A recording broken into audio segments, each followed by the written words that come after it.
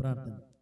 ప్రభు కనికరము గల మా పరమ తండ్రి, మీకే వెళ్ళని స్తుతులు స్తోత్రములైన ప్రభు, గత కాలం అంతా మమ్మల్ని క్షేమకరంగా కాచి కాపాడి ఎటువంటి తొట్టిల్పాడు లేకుండా, ఎటువంటి బలహీనతలు లేకుండా సంఘాన్ని నడిపించిన విధానం బట్టి వందనాలు ప్రభా. ప్రభా యొక్క మీరు ఇచ్చేటువంటి డిసెంబర్ నెల బట్టి వందనాలు ప్రభా. ప్రభా, ప్రపంచమంతటికి ప్రభా సంతోషకరమైన శుభవర్తమానాన్ని అందించే రోజులు మాకు దయచేసిన విధానం బట్టి వందనాలు ప్రభా. ప్రభా, ఈ యొక్క రోజుల్లో ప్రతి దగ్గర ప్రభా, దేశాల్లో విదేశాల్లో ప్రతి స్థలాల్లో కూడా మిమ్మల్ని మహిమపరచేటట్లుగా ఆ యొక్క జన్మదిన వేడుకలు జరుగుతూ ఉంటుండగా చక్కగా జరిగిస్తున్న విధానం బట్టి వందనాలు ప్రభా. ఎటువంటి ఆటంకాలు లేకుండా జరిగిస్తున్న విధానం బట్టి వందనాలు ప్రభా. ఇదిగో ప్రభా, మనం ఆ సంఘాన్ని ప్రేమించి ప్రభా, మేము కూడా ప్రతి సంవత్సరంలాగే మరి ఈ సంవత్సరం కూడా మేము సంకల్పించిన విధానం బట్టి ప్రభా, ఆ యొక్క కార్యక్రమం సాయంత్రం మరి జరుగుతూ ఉంది ప్రభా. సమస్తము మీకు తెలిసిన ప్రభా, ఆ యొక్క కార్యక్రమంలో ప్రభా మరి ఎక్కువ మంది వచ్చి ప్రభా ఆ యొక్క జన్మదిన వేడుకల్ని వారు కన్నులారా చూచే భాగ్యం దయచేస్తున్న విధానం బట్టి వందనాలు ప్రభా. ప్రభా, స్పీకర్ గారు క్రిస్టఫర్ గారు శ్రీకాకుళం నుంచి రాబోతుండగా ఆయన ద్వారా ప్రభా చక్కనటువంటి క్రిస్మస్ వర్తమానాన్ని మా సంఘస్థులే కాకుండా ఆయా సంఘాల నుంచి వచ్చిన బిడ్డలు, బయట నుంచి వచ్చిన అన్యులు కూడా విని నీ యందు ఆనందించే భాగ్యం దయచేయండి ప్రభా. నిజమే ప్రభా, మీరు లోక రక్షకుడి ప్రభా. ప్రభా, లోకాన్ని రక్షించడానికి ప్రభా తండ్రి పంపించినటువంటి కుమారుడు ఆయన. ఆ యొక్క జన్మదిన వేడుకలు ప్రభా ప్రతి ఒక్కరికి మేము చాటు చెప్పే భాగ్యం దయచేయమని అడుగుతున్నా ప్రభా. మా సంఘం అంతా ప్రభా గడిచిన కొన్ని రోజులుగా ప్రతి ఒక్కరు ఒక్కొక్క బాధ్యతతో ఒక్కొక్క పనితో ప్రభా ఉంటూ ఉంటుండగా ఆ పని అంతటిని కూడా సక్రమంగా నెరవేర్చే భాగ్యం దయచేయమని అడుగుతున్నాం నాన్న. మేము చేసే ప్రతి కార్యం ప్రభా, మరి స్టేజ్ అయితేనేమి ప్రతిదీ కూడా భోజన ఏర్పాట్లు, వాక్యం, జనాలు రాక అందరు కూడా సఖ్యత అందరు కూడా క్షేమంగా చేరి మరలా ఇదంతా అయిన తర్వాత ప్రభా మీకు మరలా కృతజ్ఞతా స్తుతి చెల్లించేటట్లుగా మా సంఘం ఉండిలాగిన సహాయం దయచేయమని అడుగుతూ ఉన్నాం నాయన. ఇదే బయట సంఘాలు కూడా ప్రభా మేము ఆశపడుతున్నాం కదా ప్రభా, వారికి తగినటువంటి ప్రేరణ దయచేసి ఆ యొక్క సంఘ కాపరులు ఆ యొక్క సంఘాలని తీసుకొచ్చే భాగ్యం దయచేయమని అడుగుతున్నా ప్రభా.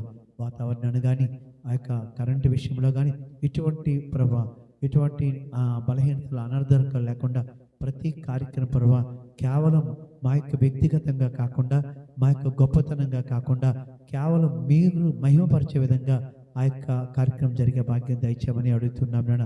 స్కిట్స్ వేసే బిడ్డలు, డ్యాన్స్ చేసే బిడ్డలు ప్రభు, పాటలు పాడే బిడ్డలు వాళ్ళ గురించి కూడా ప్రార్థిస్తున్నాం నాన్న.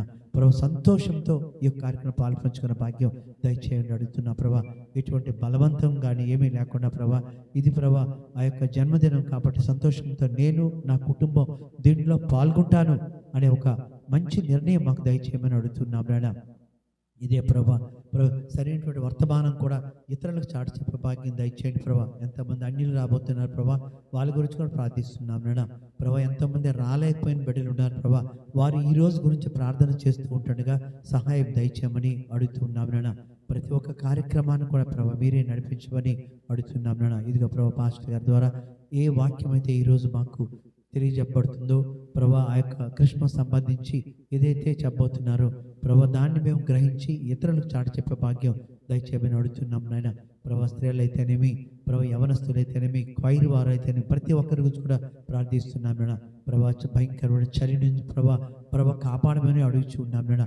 ఎక్కడ ఎటువంటి అనర్థం లేకుండా లోకమంతా సంతోషించే భాగ్యం దయచేయమని అడుగుతున్నాం ప్రభా. కొరసవాడ, కాగువాడ గ్రామ ప్రజానీకాల గురించి, ఆయా వ్యాపారాలు చేస్తున్న బిడ్డల గురించి ప్రత్యేకంగా ప్రార్థిస్తున్నాం నాయన. ఆ వ్యాపారాల అభివృద్ధిని దయచేయమని అడుగుతున్నా ప్రభా. ప్రభా, ఈ కార్యక్రమం అంతా కూడా ప్రభా మీరే భయంకరంగా నడిపించమని మా ప్రభువునే ప్రియరక్షణ యేసుక్రీస్తు పేరట అతి వినయంతో ప్రతిమాలు వేడుకొంచున్నా మా తండ్రి, ఆమేన్. వాక్య భాగము చదివి వినిపించినటువంటి పాస్టర్ గారు, అదేవిధంగా విజ్ఞాపన ప్రార్థన నడిపించిన సంఘ అధ్యక్షులు ప్రియులు అనిల్ మాస్టర్ గారు ఇరువురికి కూడా ప్రభునామలో వందనాలు తెలియజేస్తున్నాను. అందరం లేచి నిలబడదాం. మనందరికి వచ్చిన పాట క్రిస్మస్లో ఆంధ్ర క్రైస్తవ కీర్తన పుస్తకంలో నుండి 112వ పాట, రక్షకుండు ధరించినాడట మన కొరకు పరమ రక్షకుండు ధరించినాడట పాట పాడుతూ వాక్యం కొరకు సిద్ధపడి ముందుకు వెళ్దాం. అందరూ లేచి నిలబడదాం. మరి వచ్చిన పాట కనుక కలిసి పాడదాం. పల్లవి మొదటి చరణం, 3వ చరణం, 5వ చరణం పాడదాం. మొదటి చరణం, మూడవ చరణం, ఐదవ చరణం పాడదాం. గమనించాలి. రక్షకుండు దయించినాడట మన కొరకు పరమా, రక్షకుండు దయించినాడట. రక్షకుండు దయించినాడు, రారె గొల్ల బోయాలారా, రక్తరమున పోయి మనని రీక్షణ ఫలముందుదాము. రక్షకుండు దయించినాడట మన కొరకు పరమా, రక్షకుండు దయించినాడట. దావీదు వంశమందు ధన్యుడు జన్మించినాడు, దావీదు వంశమందు ధన్యుడు జన్మించినాడు. దేవుడగు యెహోవా మన దిక్కుదేరి చూచినాడు, రక్షకుండు దయించినాడట మన కొరకు పరమా, రక్షకుండు దయించినాడట. మూడవ వచనం. వర్తమానము చెప్పి దూత వైభవమున పోవుచున్నాడు, వర్తమానము చెప్పి దూత వైభవమున పోవుచున్నాడు. కర్తను చూచిన వెనుక కాంతము విషంబపుడు, రక్షకుండు దయించినాడట మన కొరకు పరమా, రక్షకుండు దయించినాడట. చివరి వచనం. అనుచుగొల్లాలొకరికొక రానవాలు చెప్పుకొనుచు, అనుచుగొల్లాలొకరికొక రానవాలు చెప్పుకొనుచు, అనుమతించి కడకు క్రీస్తు నందరికి తెలిపినారు, రక్షకుండు దయించినాడట మన కొరకు పరమా, రక్షకుండు దయించినాడట. దయచేసి కూర్చుందాం, ప్రార్థన చేసుకుందాం. అలా తలలో ఉంచి కన్ను మూసుకోండి. దేవుడు తన మహాకృపను బట్టి మరొక క్రిస్మస్లో మనము నిలబడడానికి కృపనిచ్చాడు. నిజంగా రక్షకుడు ఉదయించాడు దావీదు వంశంలో. పాములైన గొల్లలకు వార్త చెప్పినప్పుడు ఒకరికొకరు ఆనవాళ్ళు చెప్పుకుంటూ శిశువుగా ఉన్నటువంటి ప్రభువును చూడడానికి వెళ్ళి సంతోషించారు. మరలా 2025 క్రిస్మస్లో ప్రభుటి ధన్యత మనందరికీ అనుగ్రహించాడు.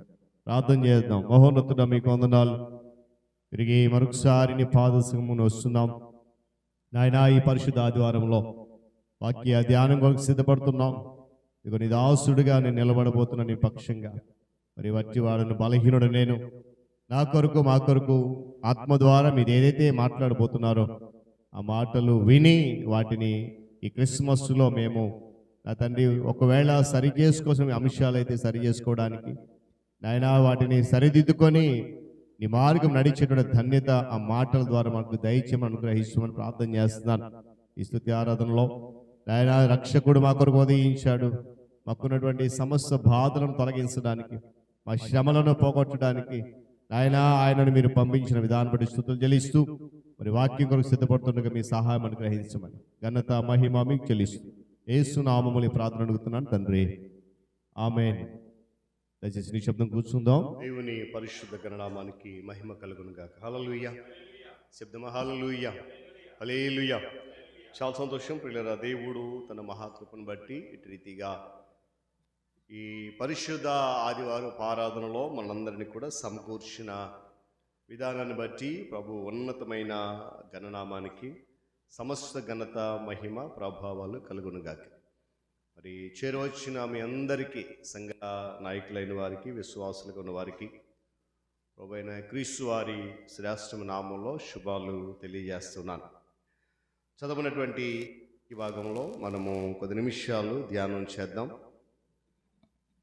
దేవుని సన్నిధిలో ఆయన ఇచ్చేటువంటి శ్రేష్టమైనటువంటి ధన్యత. ఈ మత్తయి సువార్త 2వ అధ్యాయం మనం గమనిస్తే ఒక ప్రాముఖ్యమైనటువంటి మరియు ఒక ప్రాముఖ్యమైనటువంటి శ్రేష్టమైనటువంటి గుణలక్షణం అనేది మనము గమనించాం. క్రిస్మస్ కథలో మనము తరచుగా వినేటువంటి ప్రధాన విలన్ లేక శత్రువు పేరు ఏదైనా ఉందంటే అది హేరోదు పేరు. మత్తయి సువార్త 2వ అధ్యాయం మనం గమనించినప్పుడు జ్ఞానులు యెరూషలేమునకు వచ్చి యూదుల రాజుడిగా పుట్టినవాడు ఎక్కడా అని అడిగినప్పుడు హేరోదులో కలవరమై మొదలైందని బైబిల్ చెప్తా ఉంది. అసలు హేరోదు ఎవరు, ఎందుకు అంతగా కంగారు పడాల్సి వచ్చింది, ఎందుకు అంతగా కలవరపడాల్సి వచ్చింది, అసలు చరిత్రలో ఇతని స్థానం ఏంటి అనే విషయాన్ని గురించి గమనిస్తే ఇతని యొక్క గుణగణాలు ఏంటి అనేటువంటి కొన్ని ఆలోచన చేస్తే సింహాసనం కొరకు పోరాడిన వ్యక్తిగా మనం చూస్తాం. క్రీస్తు పూర్వము 73లో అతను జన్మించాడు. జన్మించినటువంటి హేరోదు పూర్తిగా యూదుడు కాదు. గమనించాలి నా మాటలు. యూదుడు కాదు కనుక యూదుల రాజు అనగానే అతనికి కోపం వచ్చింది. ఏమండి, యూదులు ఇతను ఎప్పుడు కూడా తమ సొంత మనిషిగా కానీ సొంత రాజుగా కానీ ఎప్పుడు కూడా అంగీకరించలేదు. కాకపోతే హేరోదుకున్నటువంటి అపారమైనటువంటి రాజకీయ చతురత, రాజకీయ జ్ఞానాన్ని బట్టి అప్పటి ప్రపంచాన్ని శాసిస్తున్న రోమా సామ్రాజ్యంలో ఉన్నటువంటి ఆ స్నేహం చేసి క్రీస్తు పూర్వం 40లో రోమన్ సెనెట్ ద్వారా అనేటువంటి ఒక బిరుదును సంపాదించుకున్నాడు. క్రీస్తు పూర్వం 37 నుంచి క్రీస్తు పూర్వం 4 వరకు యూదులను పరిపాలించిన వ్యక్తిగా మనం చూస్తున్నాం. అంటే దాదాపుగా 33 సంవత్సరాలు యోధా దేశాలకు యెరూషలేమును పరిపాలించాడు యూదులందరినీ. యేసు ప్రభు వారు కూడా కాకపోతే ఇంకొక సంవత్సరం, అర సంవత్సరం ఎక్స్ట్రా, అంటే 33.5 సంవత్సరాలు ఈ భూమి మీద ఆయన జీవించాడు. హేరోదు జీవితంలో ఎప్పుడు కూడా ఒక భయం ఉండేది. ఇక్కడ ప్రస్తుతం ఉన్నటువంటి సమాజంలో మనం చూసినప్పుడు మన జీవితంలో కూడా రకరకాల భయాందోళన అనేవి కనిపిస్తూ ఉంటాయి. కాకపోతే అవి దేని కొరకు అంటే మంచి ఆరోగ్యం కొరకు, లేదా కుటుంబం కొరకు, లేక కొన్ని. కానీ హేరోదులో భయం ఏంటంటే ఎవరైనా నా సింహాసనాన్ని లాగేసుకుంటారేమో, ఎవరైనా నా సింహాసనాన్ని అపహరిస్తారేమో, నాకంటే ఇంకా ఉన్నత వ్యక్తి వస్తాడేమని చెప్పి ఎప్పుడు కూడా ఒక అనుమానం ఉండేది. ఆ అనుమానంతో హేరోదు చేసిన పని ఏంటంటే తన భార్యను చంపించేశాడు. అంటే ఒకవేళ భార్య ద్రోహం చేసి కుమారులకు సింహాసనం అప్పగిస్తుందేమని చెప్పి భార్యను చంపించేశాడు. ఆ తర్వాత నానమ్మ కలిసి మనవలతో కలిసి తన సింహాసనాన్ని ఎక్కడ దొంగిలిస్తుందని చెప్పి తన తల్లిని కూడా చంపించేశాడు. ఆ తల్లిని కూడా చంపించేసిన 2 కుమారులు ఉండిపోయారు. కుమారుల మీద అనుమానంతో ఈ కుమారులు ఎదిగే కొలది ఎక్కడ నా సింహాసనానికి ముప్పు వస్తుందని చెప్పి కుమారులు 2 కూడా ఉరి తీయించి చంపేశాడు. ఏమండి, 3 కూడా చంపినటువంటి అంటే క్రూరత్వం కలిగినటువంటి మనిషిగా చిత్రీకరించబడ్డాడు. ఎప్పుడైతే హేరోదు యొక్క గుణము ఇలాంటిది అని రోమా చక్రవర్తి అగస్టస్ సీజర్ ఒక మాట అన్నాడు. ఏమనంటే హేరోదుకు కొడుకుగా పుట్టడం కంటే అతని పందిగా పుట్టడం మేలు అని వ్యాఖ్యానించాడు. కారణం ఏంటంటే యూదులు ఎవరు కూడా పందులను తినరట. గమనించాలి, యూదులు ఎవరు కూడా పందులను తినరు కనుక అవి బ్రతికే ఉంటాయి, కొడుకులు బ్రతకరు, అంటే బ్రతకనివ్వరు. గమనించాలి, దాని అర్థం అది. అయితే ఈ మత్తయి సువార్త 2వ అధ్యాయం అనేది చారిత్రక సత్యాన్ని మనకు జ్ఞాపకం చేస్తూ ఉంది. ఏంటినంటే బెత్లెహేములో ఉన్నటువంటి 2 సంవత్సరాలు మగపిల్లలందరినీ కూడా చంపేయమని హేరోదు ఆజ్ఞ ఇచ్చాడు. దీనిని బట్టి హేరోదు యొక్క స్వభావము ఇంకా ఎంత క్రూరత్వం కలిగిందో, లేక ఈ సంఘటన హేరోదుకు సరిగ్గా సరిపోతుందనేటువంటి విషయాన్ని కూడా మనము ఈ 4 వచనాల్లో గమనించాలి. ఏమండి, కారణం ఏంటంటే సొంత తన భార్యను, తన తల్లిని, తన కుమారుల్ని చంపేసిన వాడు ఒక చిన్న గ్రామం అనగా బెత్లెహేములో ఉన్నటువంటి ఆ చిన్న పిల్లల సహితం చంపడానికి ఏమాత్రం కూడా వెనకాడు. కారణం ఏంటంటే తన సింహాసనము తనకి కావాలి. ఏమండి, యూదుల రాజుగా పుట్టినవాడు అనేటువంటి మాట వినగానే తన అధికారం ఎక్కడ పోతుందని చెప్పి విపరీతమైనటువంటి భయాందోళనకు గురైంది. ఆ భయమే ఏమండి చిన్న పిల్లలను చంపడానికి దారితీసింది. ఇది అతని చరిత్ర. అయితే అతని ముగింపు కూడా చాలా భయంకరమైన ముగింపు. ఎంత గొప్ప కట్టడలు కట్టినా హేరోదు ముగింపు మాత్రం చాలా దయనీయంగా ఉండింది. క్రీస్తు పూర్వం 4వ సంవత్సరంలో అతను భయంకరమైన వ్యాధితో చనిపోయాడు. గమనించాలి, బెత్లెహేముకి 8 కిలోమీటర్ దూరం ఉన్నటువంటి యెరూషలేము ప్రజలు రాజుకు తెలియని సత్యాన్ని దేవుడు చాలా దూరం ఉన్నటువంటి జ్ఞానులకు వెల్లడి చేసినటువంటి సత్యాన్ని గమనించాలి. అయితే ఆ శుభవార్తను విని సంతోషించాల్సినటువంటి ప్రజలు, ఆ శుభవార్తను విని ఆనందపడాల్సినటువంటి రాజు ఏం చేశాడట? కలవరపడ్డాడు, లేక కంగారు పడ్డాడు. అయితే ఇది ఆధ్యాత్మికంగా ఆత్మీయ జీవితంలో యెరూషలేము వారి యొక్క భ్రష్ట స్వభావాన్ని, యెరూషలేము వారి యొక్క భ్రష్ట స్థితిని తెలియజేస్తూ ఉందనే విషయాన్ని జ్ఞాపకం చేస్తాను. కారణం ఏంటో తెలుసా? అభిషక్తుడైనటువంటి క్రీస్తు ప్రభు వారి యొక్క రాక కొరకు వారు ఏమాత్రం కూడా సిద్ధంగా లేరు. ఆయన రాక వారికి ఏమాత్రం కూడా ఇష్టం లేదు. ఈరోజు చాలా మంది ప్రజలు సమాజంలో, చాలా మంది ప్రజల సంఘములో కూడా ఏమండి అలాంటి స్థితి, ప్రభువుని వారి హృదయంలోకి ఆహ్వానించడానికి ఏమాత్రం కూడా సిద్ధంగా లేరు. కారణం ఏంటంటే దేవుడు అన్ని విధాల ఆశీర్వదించేశాడు. దేవుడు కావలసిన ప్రతి ఈవిని అనుగ్రహించాడు. ఏ లోటు లేదు, ఎలాంటి ఇబ్బందులే కనుక అవసరము లేదు. ఏమండి, లోకంలో ఉన్నటువంటి అనేకమైన విషయాల కొరకు వారు కలవరపడుతున్నారు తప్ప ప్రభు కొరకు ఏమాత్రం కూడా కలవరం కలగట్లే విషయాన్ని కొన్ని జ్ఞాపకం చేస్తున్నాను. ఇక 2వ విషయానికి వస్తే హేరోదు యొక్క గుణము 2వది ఏంటంటే అదే 2వ అధ్యాయం 16వ వచనం మనం గమనించినప్పుడు చదవండి ఒకసారి. ఒక మాట ఉంది అక్కడ, 2వ అధ్యాయం 16వ వచనంలో అక్కడ అంటది, ఆ జ్ఞానులు తనను అపహాసించారని హేరోదు గ్రహించి బహు ఆగ్రహము తెచ్చుకొని తాను జ్ఞానుల వలన వివరముగా తెలుసుకున్న కాలమును బట్టి సకల ప్రాంతములోనూ 2 సంవత్సరాలు మొదలుకొని తక్కువ వయసుకు మగపిల్లలందరినీ కూడా వధించేశారు. అని చూడండి, హేరోదు యొక్క గుణం ఎలాంటిదంటే మొదటిగా కలవర పెట్టేటువంటి స్వభావం, కలవరపడేటువంటి స్వభావం. అంటే తనకున్నది ఏదో పోతుందని, తనకున్న అధికారం చేజారిపోతుందని, తనకున్నటువంటి ఆ హోదా ఏదైతే ఉందో అది చేజారి కలవరపడినటువంటి హేరోదు 2వ గుణ లక్షణం వెళ్ళిపోయి ఏంటంటే చాలా కోపం వచ్చేసింది. ఏంటంట? జ్ఞానులు తను అపహసించారని గ్రహించాడు. ఎందుకు అపహసించారు జ్ఞానులు? అసలు జ్ఞానులు హేరోదును మోసం చేసిన అవసరం ఏమి వచ్చింది అనేటువంటి ఆలోచన చేస్తే చూడండి ఒకసారి ఆ యొక్క 2వ అధ్యాయంలోనే 7వ వచనం చదువుదామా, 6-7 వచనాలు. అంతటా హేరోదు ఆ జ్ఞానులను రహస్యముగా పిలిపించి ఆ నక్షత్ర కనబడిన కాలము వారి చేత పరిష్కారం తెలుసుకొని ఏమన్నాడంట? మీరు జాగ్రత్త వినండి, ఇక్కడ మీరు వెళ్ళండి, ఆ శిశువు విషయమై జాగ్రత్త విచారించండి, తెలుసుకోండి, నేను వస్తాను, పూజిస్తాను. కాకపోతే ఈ స్వభావము ఏమాత్రం కూడా మంచిది కాదు.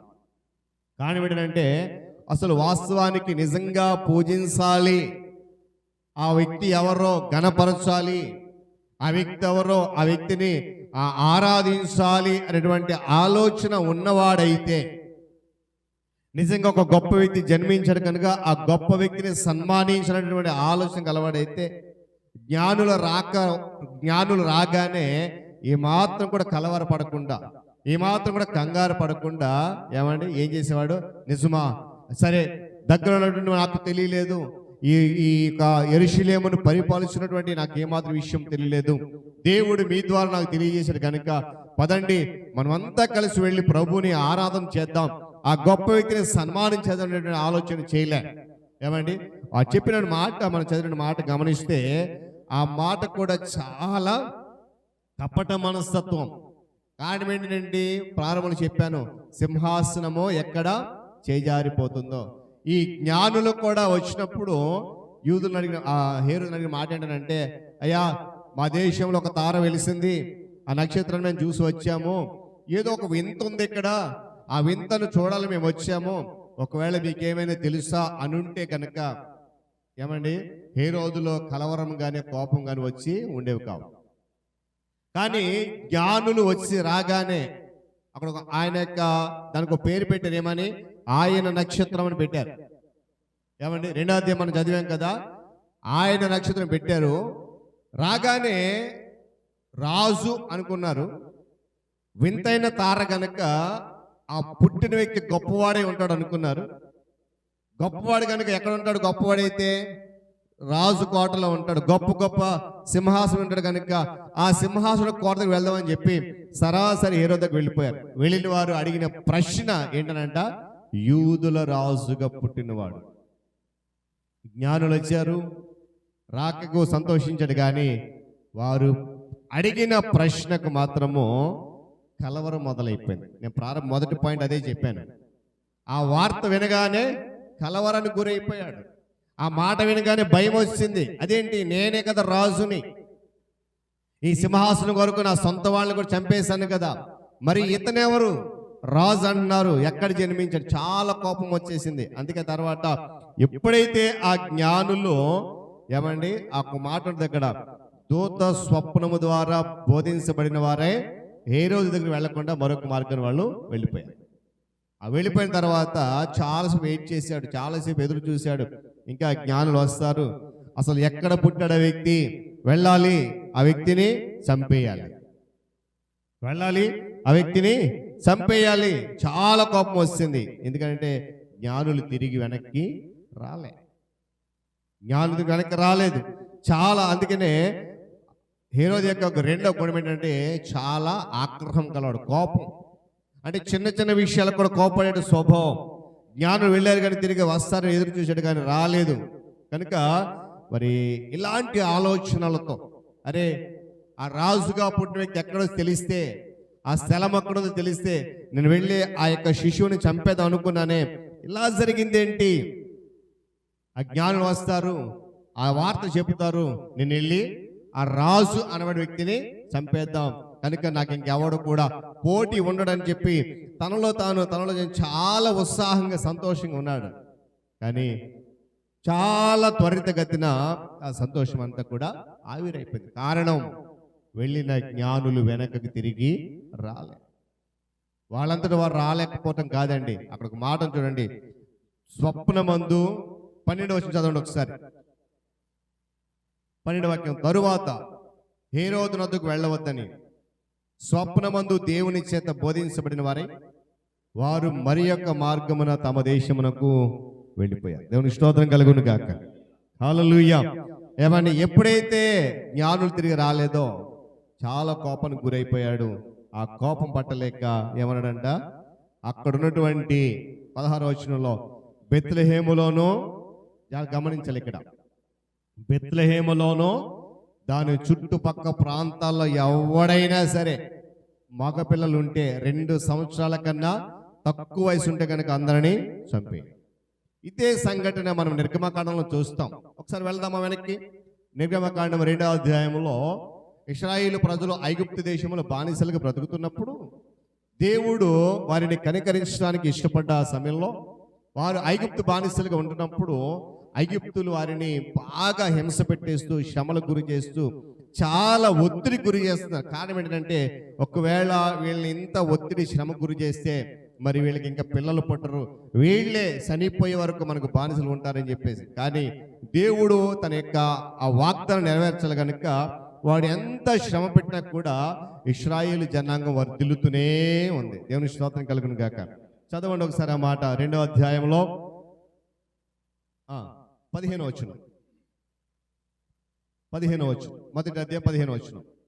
మరియు ఐగుప్తు రాజు షిఫ్రా పూయా అను హెబ్రీల మంత్రసానులతో మాట్లాడి, మీరు హెబ్రీ స్త్రీలకు మంత్రసాని పని చేయించు, వారిని కాన్పు పెట్టెల మీద చూచినప్పుడు మగవాడైన ఎడల వారిని చంపుడి, ఆడుదైన ఎడల దానిని బ్రతకనీయుడని వారితో చెప్పారు.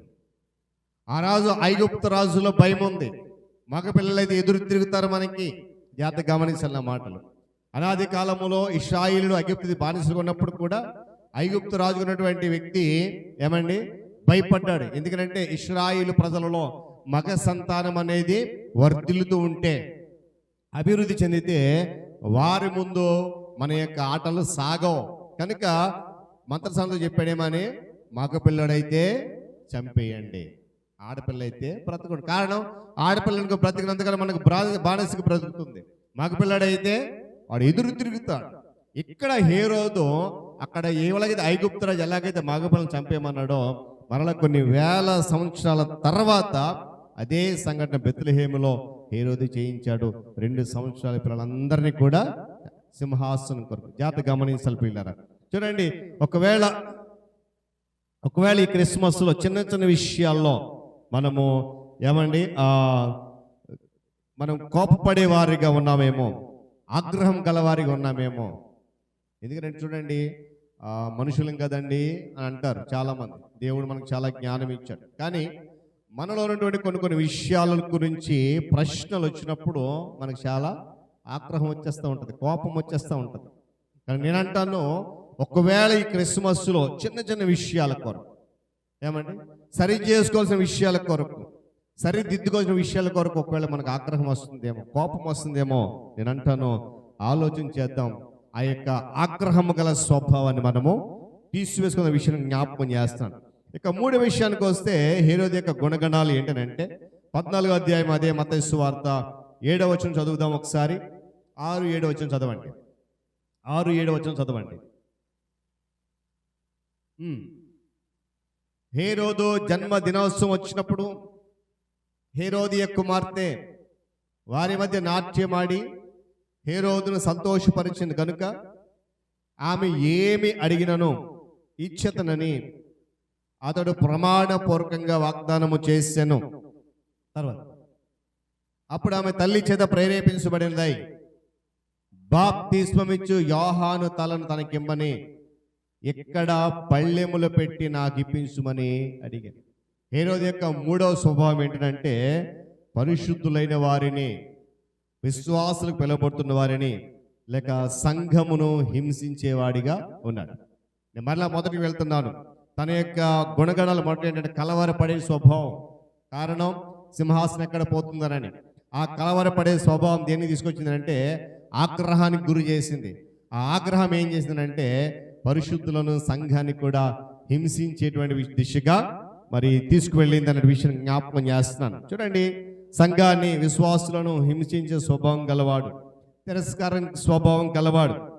మనలో కూడా అలాంటి వాళ్ళు చాలా మంది ఉంటారు. విశ్వాసులను, పరిశుద్ధులను, సంఘాన్ని తిరస్కరించేవారు.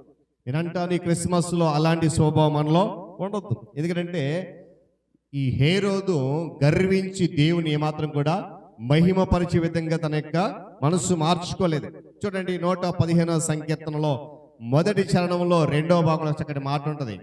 115వ సంకీర్తన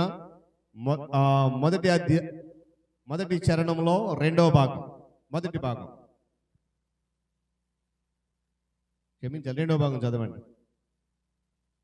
నీ కృపా సత్యమును బట్టి నీ నామమునకే మహిమ.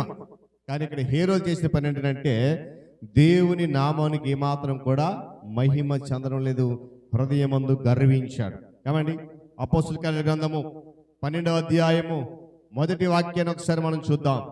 అపోస్తుల కార్యాల గ్రంథము 12వ అధ్యాయము మొదటి వచనం.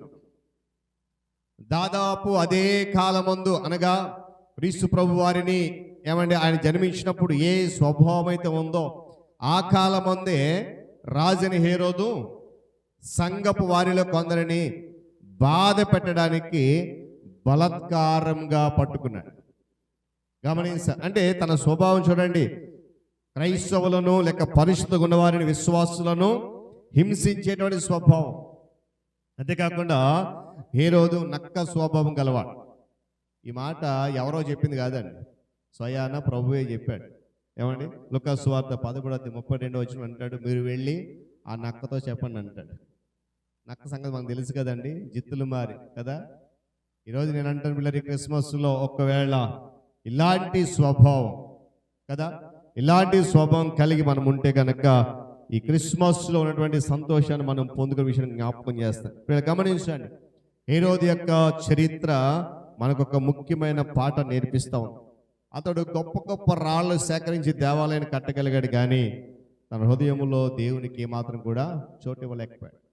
తన సింహాసనమే ప్రాణంగా బ్రతికాడు, కానీ ఏమండి యుగ యుగాలు పరిపాలన చేసినటువంటి మెస్సియా రాక కొరకు ఏమాత్రం కూడా సిద్ధపడలేదు.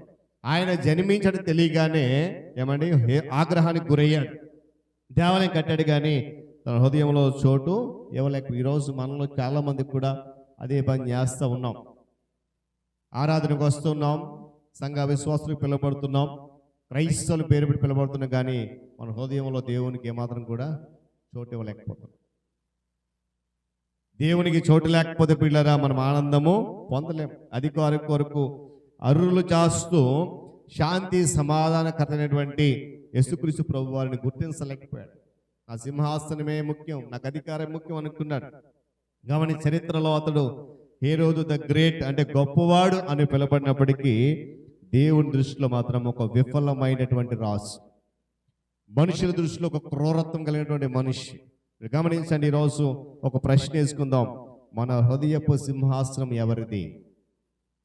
హేరోదు సింహాసనం కొరకు ప్రాణాలు తీశాడు, హేరోదు సింహాసనం కొరకు చేయాల్సినంత చేసాడు, ఎవరిని కూడా బ్రతకనివ్వలేం. చూడండి, హేరోదు జీవితము ఈ క్రిస్మస్ సందేశం మనకు రెండు భిన్నమైన మార్గాలను చూపిస్తూ ఉన్నాయి. ఏంటి ఆ భిన్నమైన మార్గం అంటే, హేరోదు నా సింహాసనం ఎక్కడ పోతుందో అని భయంతో బ్రతికాడు, అధికారి కొరకు ప్రాణాలు తీశాడు, కానీ అదే ప్రాణాలు నిలబెట్టడానికి ప్రభు తన సింహాసనం విడిచిపెట్టి భూమి మీదకి వచ్చాడు. దేవుని స్తోత్రం కలుగును గాక. చూడండి, హేరోదు యొక్క మనస్తత్వం ప్రభు యొక్క మనస్తత్వం ఎంత వ్యత్యాసం ఉందో. ఆయన కట్టినటువంటి గొప్ప రాతి కట్టడాలు, దేవాలయాలు కాలకల్పన కలిసిపోయాయి.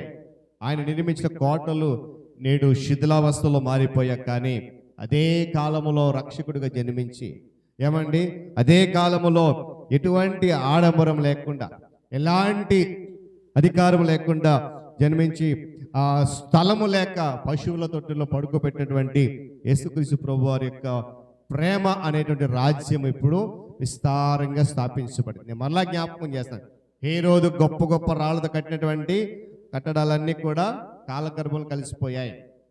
అతను నిర్మించిన కోటలు నేడు శిథిలాలుగా ఉన్నాయి, కానీ అదే కాలంలో జరిగినటువంటి యేసుక్రీస్తు ప్రభు వారు మాత్రం ప్రేమ అనే రాజ్యాన్ని స్థాపించి అనేక మందిని ఆ మార్గంలో నడిపిస్తున్నారు. అదే నిజమైనటువంటి క్రిస్మస్ ఆనందం. దేవుని స్తోత్రం కలుగును గాక. ఎంతో మంది రాజులు, ఎంతో మంది చక్రవర్తులు ఏమండి దేవుని యొక్క సన్నిధిని, ఆలయాన్ని లేక ఆయన వాక్యాన్ని అడ్డుకుందామని అనేక మంది చూశారు, కానీ ఎవ్వరు కూడా నిలబడలేదు. కేవలము దేవుని వాక్యం మాత్రమే స్థిరంగా ఉంది. హల్లెలూయా. అందుకంటే కదా, ఈ లోకము దాని ఆశలు గతించిపోను, కానీ నా మాట ఎప్పటికీ కూడా నిరంతరం కూడా. కనుక వీళ్ళు గమనించాలి, హేరోదు ప్రాణాలు తీయడానికి ప్రయత్నిస్తే యేసుక్రీస్తు ప్రభు వారు లోకానికి ప్రాణం పోయడానికి లేక నిత్యజీవం ఇవ్వడానికి ఈ లోకానికి వచ్చాడు. అందుకే హేరోదు చరిత్ర పుస్తకంలో ఒక క్రూరమైన రాజుగా మిగిలిపోతే, క్రీస్తు ప్రభు వారి యొక్క చరిత్ర నేటికి కోట్లాది మంది ప్రజలు గమనించాలి, ఏమంటే హృదయాలలో రాజులకు రాజుగా ఏలుబడి చేస్తున్నాడు. దేవుని స్తోత్రం కలుగును గాక.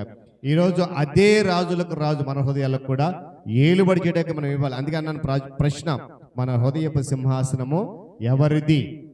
ఈ క్రిస్మస్ లో నీ హృదయంలో ఎవరికి స్థానం ఇస్తున్నాం? ఏ సింహాసనానికి నువ్వు స్థానం ఇస్తున్నావు? ఈ క్రిస్మస్ నాడు మనం ఒక ప్రశ్న వేసుకోవాలి, మన హృదయంలో, మన హృదయాన్ని, మన అంతరంగా ఎవరు ఏలుబడి చేస్తున్నారు? ఎవరు అధికారం చేస్తున్నారు?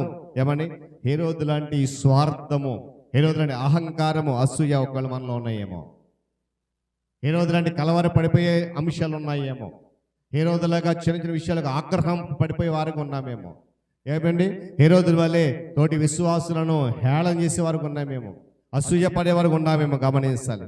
యేసయ్య చూపిన ప్రేమ, ఆయన తగ్గింపు, క్షమాగుణ మనలో ఉన్నాయి. హేరోదు స్వభావం మనలో ఉందా? ప్రభువారి స్వభావము మనలో ఉంది. ఈ క్రిస్మస్లో మనందరం కూడా ప్రశ్నించుకోవాలి. అంతేకాకుండా చివరికి ఒక మాట జ్ఞాపకం చేసి ముగిస్తాను. హేరోదు క్రీస్తు ప్రభువారిని చంపడానికి ప్రయత్నం చేశాడు, కానీ ఆయన జన్మ వెనుక ఉన్న ఉద్దేశాన్ని ఏమాత్రం కూడా ఆపలేకపోయాడు. గమనించాలన్నమాట. మళ్ళా జ్ఞాపకం చేయాలి.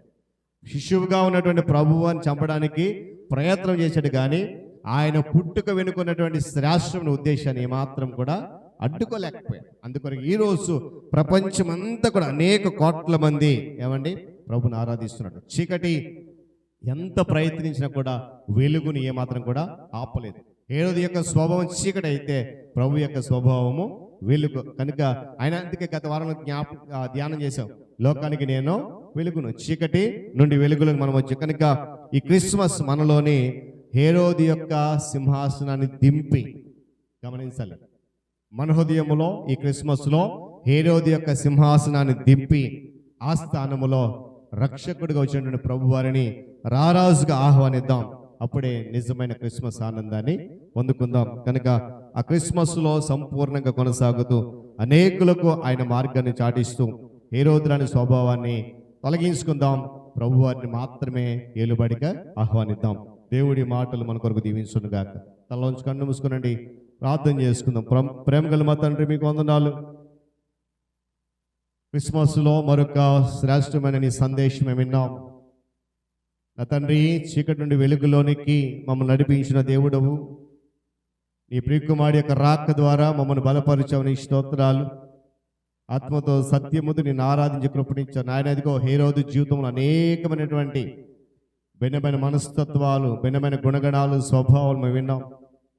మాలో నాయన నిన్ను గురించిన కలవరం కాకుండా సంతోషాన్ని కలుగ చేయండి. నాయన నిన్ను గురించి మాకు నాయన కోపము కాకుండా సంతోషాన్ని దయచేయండి. మా తోటి విశ్వాసులతో పరిశుద్ధులతో సన్నిహితంగా కృప దయచేయండి. నాయన మాలో అహము, అసూయ, ద్వేషం అనేటువంటి సింహాసనాన్ని దింపి ప్రేమ, క్షమాపణ, సంతోషమైనటువంటి సింహాసనానికి స్థానమిచ్చే హృదయాలుగా మార్చండి. ఈ క్రిస్మస్లో మీరు మాతో నడిపించి బలపరచండి. ఘనత, మహిమ మీరు పొందండి. క్రీస్తు వారి శ్రేష్టమైన నామములో ఈ ప్రార్థన అడుగుతున్నాను మా తండ్రి, ఆమేన్.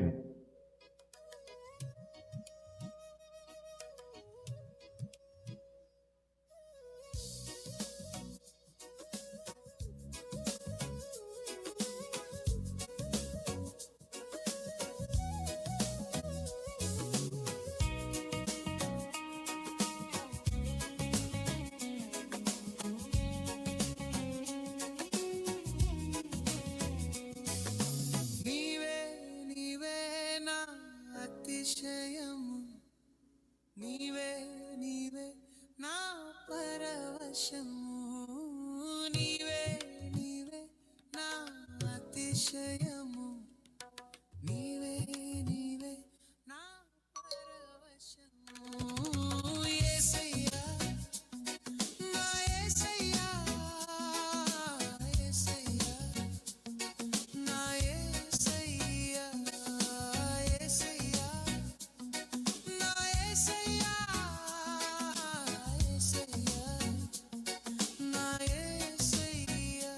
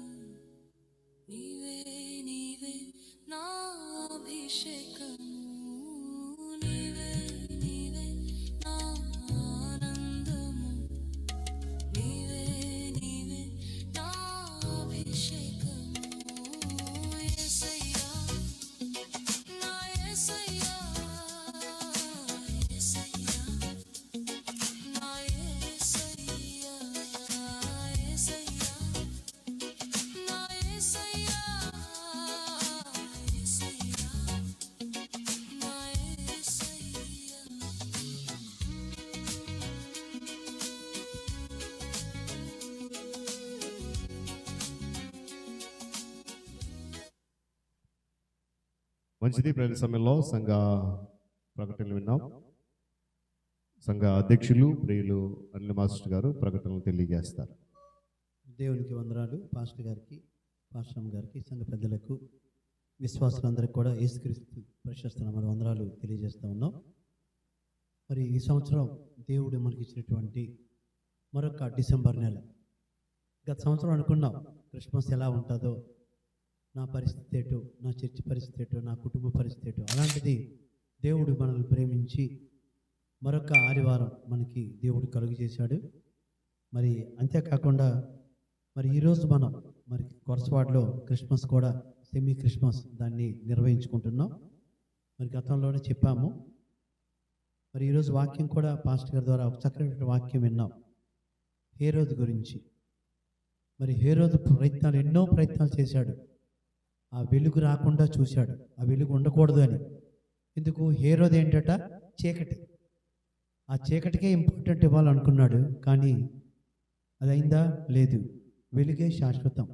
అలాంటి లోకరక్షకుడు ఉద్భవించిన రోజు, ఆ యొక్క నెల మనకి ఉన్నాయి. కాబట్టి మనం సందడిలో ఉన్నాం, అలాంటి సెలబ్రేషన్స్ మనం జరుపుకుంటూ ఉన్నాము. మరి అందరికి కూడా ఈ సమయంలో మరలా గుర్తు చేస్తూ ఉన్న ప్రోగ్రామ్స్. మరి ఈరోజు సాయంత్రం 5 గంటలకి, అందుకే చర్చి కూడా తొందరగానే పెట్టేశాం. రాత్రే పెట్టారు పాస్టర్ గారు తొందరగానే. తెల్లవారు కూడా చాలామంది వచ్చారట, చాలా సంతోషం. ప్రాక్టీస్ చేశారు, ఇక్కడ స్కిట్స్ ప్రాక్టీస్ చేశారు, పాటలు ప్రాక్టీస్ చేశారు. మరి చాలా సంతోషం అనిపించింది. ఏదైనా సాయంత్రం 5 గంటలకు మనకు అక్కడ కార్యక్రమం ఉంది కాబట్టి మెయిన్ మనం చేయవలసింది, ఇప్పుడు టైం 11 అయిపోయింది, చాలా టైం ఉంది. మనం చేయవలసింది ఏంటంటే, మనకు దగ్గరలో గల వారికి క్రిస్మస్ ఉంది అనేసి వాళ్ళని తీసుకురండి. అది ఎందుకంటే తొందరగా పూర్తి చేశాము. క్రిస్మస్ ఉంది, టైం ఉంది కాబట్టి మీ వీధిలో ఎలాగ ఇంటికి వెళ్తారు కాబట్టి ఆ చుట్టుప్రక్కల వాళ్ళకి క్రిస్మస్ పలానా దగ్గర జరుగుతుంది, రోడ్డు మీద ఆటో స్టాండ్ ఎదురుగా, కాబట్టి మీరు తప్పక రావాలని నాకు తెలియజేయండి. ఎందుకంటే దేవుడు కోరుకునేది అదే. అంటే దేవుడి గురించి మనం పరిచయం చేయాలి. యేసుక్రీస్తే లోక రక్షకుడు, యేసుప్రభువే నిజమైన రక్షకుడు అనేది మనం తెలియజేయాలి. కాబట్టి ఒక అవకాశం, కాబట్టి ఇంటికి వెళ్ళిన వెంటనే ఆ విధంగా చేయండి. రెండవదిగా, మరి అన్ని ఏర్పాట్లు ఆల్రెడీ చేసేసాము. ఇక్కడ చెప్పాము, ఇంకా మనకి బయట సంఘాలు కూడా చెప్పాము. అదేవిధంగా మంచి స్పీకర్ కూడా వస్తూ ఉన్నారు, గమనించండి. క్రిస్టోఫర్ గారు, ఆయన గురించి చక్కగా బాగుంటుంది వాక్యం. అమ్మగారు వస్తారు, పాస్టర్ గారు చక్కగా పాటలు పాడతారు. మంచి సాక్ష్య జీవితం వాళ్ళకు ఉంది, ఇద్దరికి కూడా, క్రిస్టోఫర్ గారు, పాస్టర్ గారికి. కాబట్టి మనం ఏం చేయాలంటే ప్రతిదీ కూడా వాళ్ళకి, ఇతరులకి చెప్పండి వాళ్ళకి అనేసి.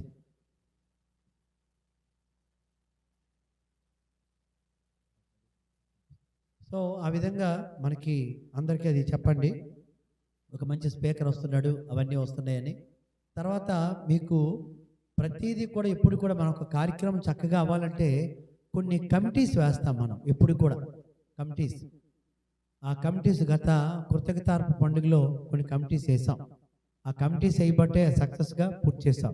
ఎక్కడ మనకి ఎప్పుడు ఇబ్బంది వస్తుందంటే, మీటింగ్ అయిపోతుంది, చక్కగా వింటారు, అంతా అయిపోతుంది. ఎందుకంటే ఎప్పుడు మనం లేట్ అవుతూ ఉంటాం. లేట్ అవటం వల్ల ఏమవుతారంటే, బయట నుంచి ఎవరికైతే పిలుస్తాం వాళ్ళు వస్తూ ఉన్నారు, వాళ్ళు వెళ్ళిపోతూ ఉన్నారు. వంట వండేస్తూ ఉన్నాం, కానీ ఇంత డబ్బులు ఖర్చు చేస్తూ ఉన్నాం, కానీ వాడు సరైన రీతిలో వాడికి అందజేయలేకపోతున్నాడు, చిన్న బాధ. అలా కాకుండా ఉండాలి అంటే మనం ఏంటి, సమయానికి మనం ఇక్కడ ప్రారంభించుకుంటాం. 2 గంటలు చూడండి, 5:30 కన్నా 6 గంటల కల్లా ప్రారంభిస్తాం ఖచ్చితంగా. అదే ఉండడం 5 గంటలు ఉంటారు ఖచ్చితంగా. మా తాలూకు ఉద్దేశం ఏంటంటే 9వ గంట, జాగ్రత్త మళ్ళీ చెప్పండి, 9వ గంటకి వాడి ఆకుల్లో భోజనం వాడికి రావాలి. వంట వడ్డించడం స్టార్టింగ్ కాదు అనేది, 9వ గంటలకి వాడు తినే ప్రయత్నం చేయాలి. మొదట భోజనం వాడు చేయాలి 9వ గంటకి, అప్పుడే ప్రోగ్రామ్ సక్సెస్ అవుతుంది. అది గమనించండి అందరు కూడా. ఎప్పుడు ఎక్కడంటే బయట వాళ్ళు వస్తూ ఉన్నారు, మనం రావడం లేట్ అవుతుంది ఎందుకో. అది చేయకండి దయచేసి. అలా కాకుండా చేయండి బయటిది. అలా చేస్తే తప్పక అవుతుంది. ఇక్కడ కొన్ని కమిటీస్ వేసాం, ఒకసారి చదివిస్తాను, అప్పుడు అందరూ వచ్చారు కాబట్టి. స్టేజ్ లైటింగ్ అన్నీ కూడా పాస్టర్ గారే చూస్తూ ఉన్నారు ఆల్రెడీ. రెండవదిగా భోజన ఏర్పాట్లు సతీష్ బెహ్రా గారు మొత్తం చూస్తూ ఉన్నారు, సామాన్లు కూడా వచ్చేస్తాయి. తెల్లవారి నుంచి అదే పని ఉన్నారు. మూడవది కొరియోగ్రఫీ స్కిట్స్ అన్నాం. దానికి మరి అప్పారా మాస్టర్ గారు, మేనా టీచరు వాళ్ళు ఇచ్చాము. రాజారావు ఆ ప్రోగ్రామ్స్ చూడాలి. అక్కడ ఏంటంటే కొరియోగ్రఫీ స్కిట్స్ అవన్నీ కూడా ఎవరు, అప్పారా మాస్టర్ గారు, మేనా టీచర్ గారు అవి చేస్తూ ఉన్నారు. మేనా టీచర్ ఈరోజు రాలేదు, అక్కడ డ్యాన్స్ ప్రోగ్రామ్ ప్రాక్టీస్ ఇప్పుడు వచ్చారు కొంచెం లేటుగా. వాళ్ళు ప్రాక్టీస్ అవుతూ ఉంది, వాళ్ళు చూస్తారు. అంటే మరలా అది డైరెక్ట్గా వాళ్ళు వచ్చేయడం అక్కడికి, మరలా ఇవి మేము మరలా చెప్పాం. తర్వాతది డయాస్ పై పాటలు పాడతారు కొంతమంది పేర్లు, అది సువర్ణ బెహ్రా గారు చూస్తారు. తను ఎవరు పాడాలంటే తనకు పేరు ఇస్తే మన సంఘస్థలే వాళ్ళు ఆ ప్రకారం పిలుస్తామో వాళ్ళు పాడతారు. అంటే ఒక్కొక్కరు ఒక్కొక్క కార్యక్రమం చేసుకుంటే సక్సెస్ అవుతుంది. తర్వాతది ఇన్వైటింగ్ గెస్ట్ రిసీవింగ్ అంతా లారెన్స్ గారు, అక్కడ మేము ఆయన పేర్లు ఇస్తాము, ఆయన వాళ్ళకి కూర్చొని పెట్టడం, బయట పైనకి స్టేజ్ మీద పెట్టడం చేస్తారు.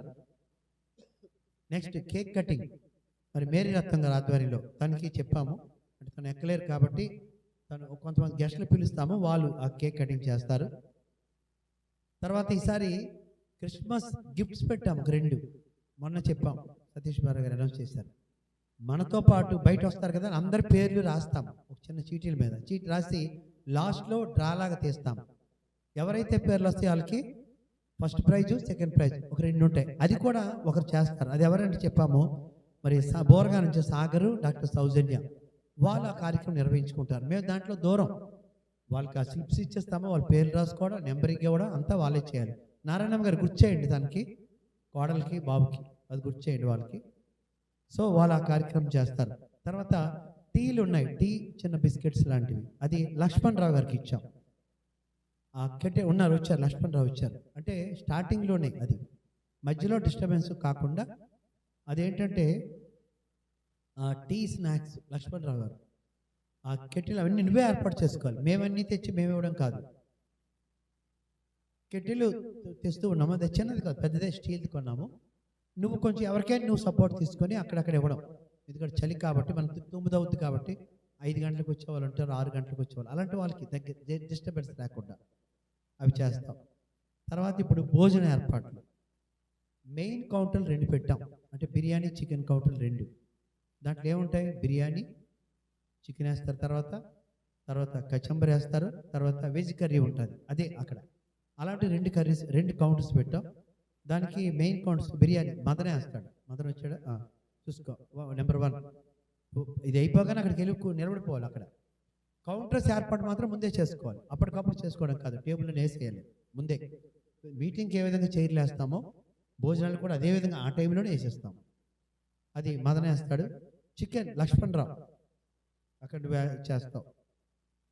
కచంబర్ లేపాక్షి ఉందా చెప్పేద్దాం, ప్రాక్టీస్ అవుతుంది. వెజిటేరియన్ కర్రీ అది అప్పల్ నరసమ్మ నువ్వు ఉంటావు అక్కడ, తను ఉంటుంది. అంటే అందరూ ఉంటారు, చెప్పాను అక్కడ అందుకోవడం అక్కడ చేయడమే. నెక్స్ట్ సావిత్రి అక్కడ ఆ కౌంటర్కి ఉంటుంది. సావిత్రి ఏంటంటే అంటే బిర్యానీ చికెన్ అయిపోయాయి అనుకో, అక్కడ ఇంకొక మళ్ళీ ఎత్తించడం, మళ్ళీ ఎత్తించి పెట్టించే ఏర్పాటు. అంటే సావిత్రి అప్పలసీలు అందరూ మొదటి కౌంటర్లో ఉంటారు. 2వ కౌంటర్లో బిర్యానీ సలోబి, తను సలోమి మదన చెప్పు, సలోమి ఉంది. చికెన్ ధనుంజయ్ చూసావు రాత్రి, ధనుంజయ్ ఉన్నావు కదా అక్కడ చూడు, చికెన్ నువ్వు ఆ కార్యక్రమం చేస్తావు. కచంబర్ మహిమ వేస్తుంది, మహిమ. వెజిటేరియన్ కర్రీ రాధిక వచ్చు. ఆ కౌంటర్కి ఎక్స్ట్రా ఏమైనా ఎక్స్ట్రా చికెన్ కానీ బిర్యానీ అని కాబట్టి మనోహర్ ఉంటాడు అక్కడ. మనోహర్ ఉన్నాడా, మనోహర్ ఉంటాడు, ఆ విధంగా ఉంటుంది. తర్వాత వైట్ రైస్ కూడా 2 పెట్టాం, వైట్ రైస్కి ఎక్కువ జనాలు వస్తుంటారు. రైస్ కృపమ్మ వేస్తుంది, వచ్చిందా చెప్తాం, కృపమ్మ.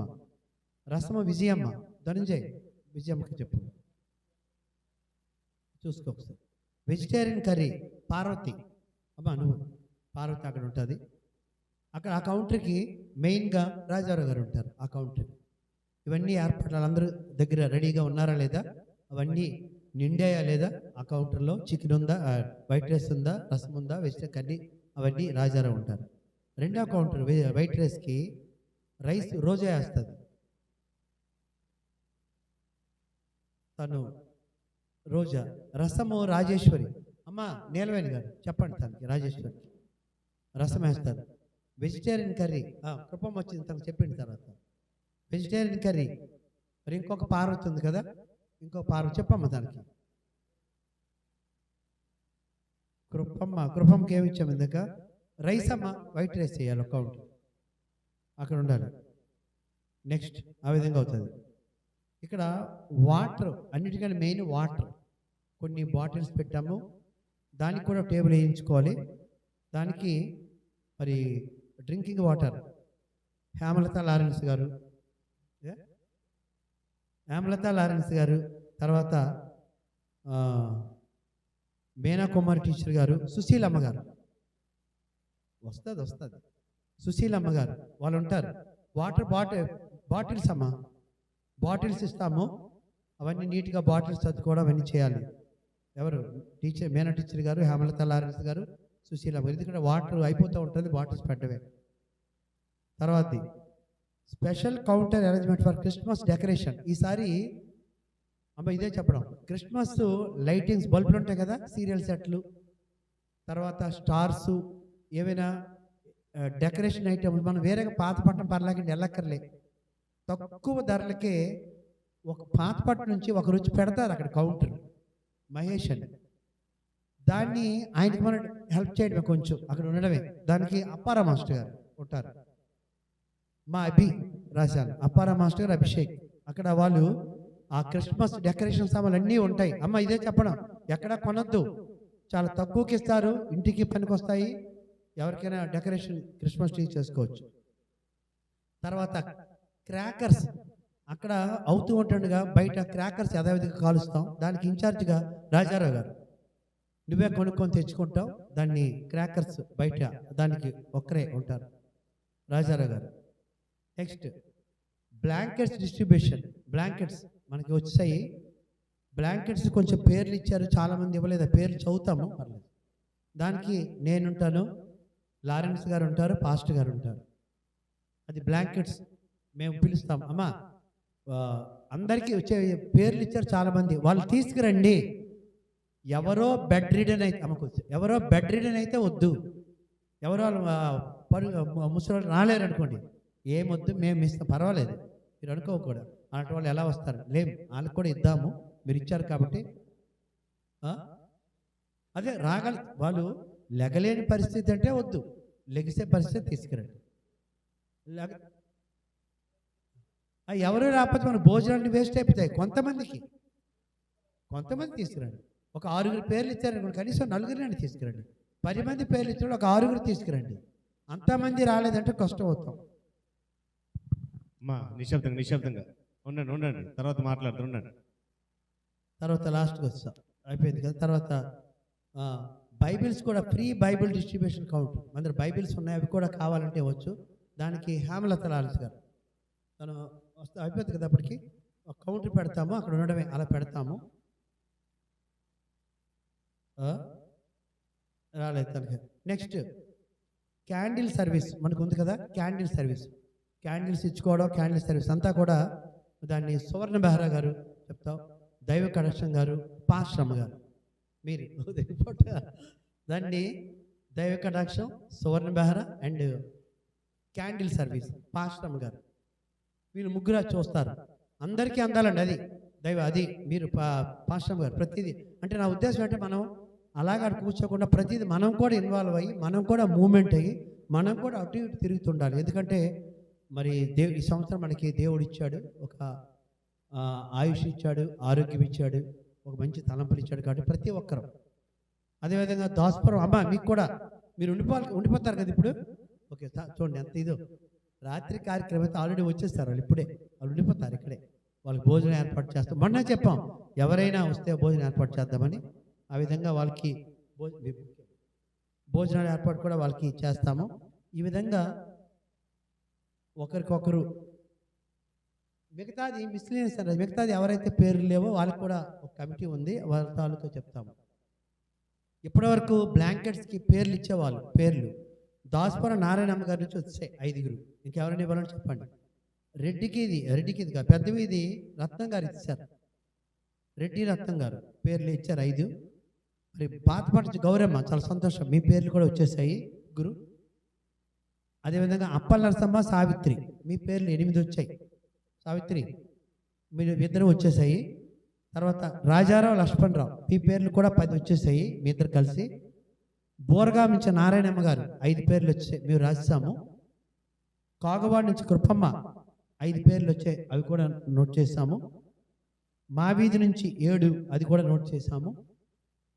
పెద్ద వీధి నుంచి కే పార్వతి 10 ఇచ్చారు, అది కూడా ఆల్రెడీ నోట్ చేసాము. బోరగా నుంచి మేరీరత్నం గారు 5 ఇచ్చారు, నోట్ చేసాము. ఇంకా మనకి ఇంకా ఎవరికైనా జోగలీది నుంచి ఏమి రావాలి, కొన్ని ఎవరైనా ఇవ్వాలంటే చెప్పండి. అప్పారా మాస్టర్ గారు. బోరగా నుంచి సతీష్ బెహ్రా గారు, ఇంకా కొన్ని ఇంకెవరైనా ఇవ్వకపోతే చెప్పండి, ఎందుకంటే అందరికీ ఇస్తాము. మళ్ళీ అక్కడికి వెళ్ళిన తర్వాత మాకు ఇచ్చాము కానీ ఇప్పటి వరకు పేర్లు ధనుంజయది ఉందా? ధనుంజయ్ ఇచ్చాడా? ఇవ్వలేదు కదా, నువ్వు ఇవ్వలేదు, అది అందుకే అంటాను. మళ్ళీ ఒకసారి గుర్తు చేస్తాను. ఆ 2 పేర్లు ఇప్పుడే చెప్తే పాస్టర్ గారు రాసిస్తారు. సో ఆ విధంగా చాలా ఆ విధంగా అయిపోయి 8 లక్షలు. ఓకే, తర్వాత స్కిట్స్ ఏమైనా ఎక్కువ తీసేయండి అమ్మా. స్కిట్స్ ప్రాక్టీస్ చేస్తూ ఉన్నారు వాళ్ళు, చేయండి, చాలా చేసి ఇప్పుడు టైం ఉంది. తర్వాత ఇంకో విషయం, ఇక్కడ బ్లాంకెట్స్ ఉన్నాయి కదా, అక్కడ మన వీధి తెచ్చేయాలి. అవి ఆటో ఉంది కాబట్టి తెచ్చినవే కాకుండా ఒక్కొక్క కవర్లో ఒక దుప్పటి పెట్టించేయాలి మనం, అది ఒక చేయాలి మనం. ఇది అయిపోయిన తర్వాత మేము పెద్దలుగా కొంతమంది రోడ్డు మీద చెప్పలేదు, ఈ కార్యక్రమం అయితే మేము చెప్తాము. మరి దుప్పట్లు అవన్నీ ఉన్నారు కదా, వాళ్ళు తెచ్చేసి రాజారావు వాళ్ళందరూ ఉన్నారు, దాన్ని అక్కడికి మన వీధిలో ఇంట్లో మనం పెట్టిస్తే అది దీనిలో పెట్టేసేయండి, కవర్లో పెట్టండి ఒకటి. అదే పని ఈరోజు. తర్వాత అందరూ కూడా అమ్మ మళ్ళీ చెప్తాను, ఎవరైతే రాలేదో వాళ్ళకి తెలియజేయండి. సంవత్సరానికి ఒకసారి వస్తుంది. మనలో మనకి చిన్న ఏమైనా మనస్పర్ధలు ఉండొచ్చు, దయచేసి అందరూ కూడా క్షమించుకుందాం. మరివో చెప్తున్నాను, ఎందుకంటే సరదాగా సంతోషంగా ఉందాం, అది నేను కోరేది. ఓకే, ఒక చక్కనైనటువంటి క్రిస్మస్ని వరసవాడ గ్రామంలో చూపిద్దాం. Thank you. అందులో నుంచి నిలబడదాం. ముగింపు ప్రార్థన, ప్రభుని ప్రార్థన ఆశీర్వాదంతో ఆరాధన ముగించుకుందాం. సాయంకాలం జరగబోయేటువంటి గ్రాండ్ క్రిస్మస్ ఆరాధనకు సిద్ధపడదాం.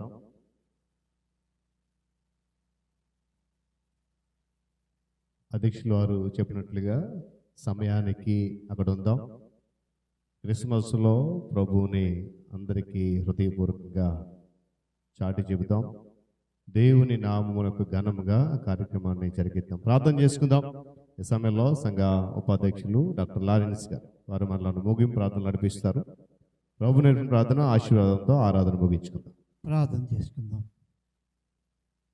మహా ప్రేమ కలిగిన మా పరలోక ముందున్న మా తండ్రి, నీకు వందనాలు, స్తోత్రం. ఈ దినం పరిశుద్ధ మందిరంలో నివసించాం కానీ ప్రభా, నీ వాక్యం తండ్రి, నీ దీనదాసుడి ద్వారా చెప్పే వాక్యాన్ని వినలేకపోయాం ప్రభా, మమ్మల్ని క్షమించండి. ఈ దినము తండ్రి అనేక ఒడుకుదొడుకుల్లో మీద ఉన్నాం. అయినప్పటికీ తండ్రి, నీ మందిర ఆవరణలో ఈ విధంగా స్తుతించి ఆరాధించుకొని ప్రార్థన చేసే అమూల్యమైన సమయాన్ని మాకు ఇచ్చాను ఆయన, నీకు వందనాలు. యేసు నాయన, మన నీ దీనదాసుడి ద్వారా వచ్చిన ప్రతి మాటను ప్రభా, మేమందరం సంఘం యావత్తు కూడా వాక్యాన్ని హృదయాంతరాంగాల్లో దాన్ని నెమరు వేసుకునే భాగ్యం మాకు దయచేయమని వేడుకుంటున్నాను. ఇక్కడ చేరిన ప్రతి బిడ్డ ప్రభా, ప్రతి వారు కూడా నీ వాక్యమైన ఖడ్గం చేత నలగొట్టుకునే భాగ్యం దయచేయండి. గతించిన కాలమంతయు ఈ సంవత్సరాదిలో కూడా ప్రభా, మమ్మల్ని నీ యొక్క అమూల్యమైన చేతితో ఎత్తి మమ్మల్ని పట్టుకున్నాను ఆయన, నీకే వందనాలు, స్తోత్రాలు నాయనా, నీకే వందనాలు. ప్రపంచం యావత్తు కూడా నీ జన్మదిన వేడుకలు జరుపుకున్నటకు అనేక రకంగా జరుపుకుంటున్నారు ప్రభా. ఆశంగా నా దేవుడు ఉన్నాడని సాక్షిగా ప్రభా, ప్రతి వారు కూడా తండ్రి నీ యొక్క జన్మదిన వేడుకలు జరుపుకుంటున్నారు తండ్రి. నీ ప్రేమ, నీ సంతోషము, సమాధానము, దీర్ఘశాంతము ప్రతి వారు కూడా వారి నోటి నిండా సాక్షిగా చెప్తున్నారు నాయన, నీకు వందనాలు తండ్రి, నీకు స్తోత్రం. ప్రతి వారు కూడా అనేకమైన నాయకులు, పెద్ద పెద్ద నాయకులు కూడా నీ యొక్క నమ్మకమైన దేవుడని సాక్ష్యాన్ని పలుకుతున్నారు ప్రభా. తండ్రి, రానైన దినాల్లో ప్రభా, నీ రాకడ కోసం మేమందరం ఎదురు చూసి ఎత్తి పట్టుకునే దినాలు మాకు దయచేస్తున్నాను ఆయన, నీకు వందనాలు. మరి నూతన సంవత్సరంలో కూడా, రాబోతున్న నూతన సంవత్సరంలో కూడా మేమందరం కూడా దాని కొత్త ఆత్మలతో ముందుకు నడిపించే భాగ్యం దయచేయమని వేడుకుంటున్నాం. ఈ దిన సాయంకాల సమయంలో ప్రభా, మేమందరం కలిసి నీ జన్మదిన వేడుకలను జరుపుకునేటకు ఇచ్చిన సమయాన్ని బట్టి నీకు వందనాలు ప్రభా. మరి దూర ప్రాంతం నుండి దీనదాసుడు క్రిస్టోఫర్ రావు వస్తుండగా మరి వారి ఇరువురికి కూడా ప్రభా, భార్యాభర్తలు ఇరువురికి కూడా క్షేమకరంగా మాతో కలిసి మేమందరం కలిసి నీ యొక్క అమూల్యమైన వాక్యాన్ని ఆయన నోటి ద్వారా మాకు పలికించమని వేడుకుంటున్నాను. ప్రతి తండ్రి సువార్తగా ప్రతి వారు కూడా వినే భాగ్యం దయచేయమని వేడుకుంటున్నాం ప్రభా. విడిచిన వెళ్ళిన వీరిని మమ్మల్ని అందరినీ దీవించి మాకు కాపాడమని పాపిని చిన్న ప్రార్థన ఆలకించమని యేసునామమున పెట్టి వేడుకుంటున్నాం తండ్రి. ఆమేన్. ఆమేన్. పరమ తండ్రి అయిన దేవుని ప్రేమ, రక్షకుడైన యేసుక్రీస్తు వారి యొక్క కృప, పరిశుద్ధాత్మ దేవుని సహవాసము, ఆయన సన్నిధి కాపుదల చేరవచ్చిన మనకు, మన కుటుంబాలకు, సంఘానికి, సకల పరిశుద్ధులకు తోడండి. సాయంకాలం దినాన జరగబోతున్న గ్రాండ్ క్రిస్మస్ ఆరాధనకు ఆయన కృప ద్వారా ఘనముగా ఆయన నామానికి మహిమార్థంగా జరిగించును గాక. ఆమేన్.